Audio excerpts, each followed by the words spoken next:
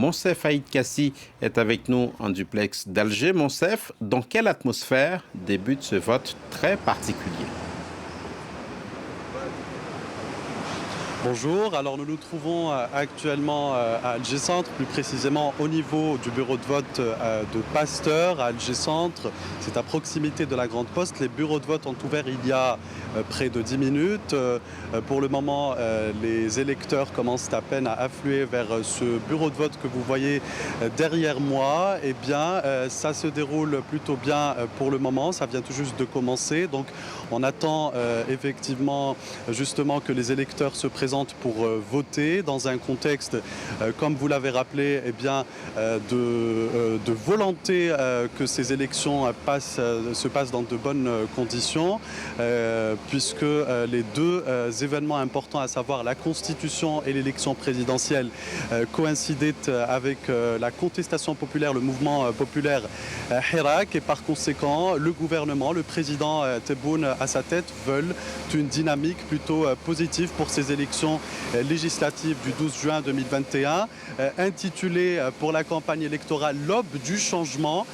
D'ailleurs, une campagne a même été diffusée à travers les plateformes et la télévision pour sensibiliser les gens au vote et leur dire, je cite, si vous voulez du changement, eh bien, mettez votre empreinte, votez. Donc voilà ce que sont censés faire les électeurs aujourd'hui qui se présenteront dans les différents bureaux de vote à travers le pays. Monsef, en termes de chiffres, par exemple, présentez-nous ce qui est en jeu dans ces élections.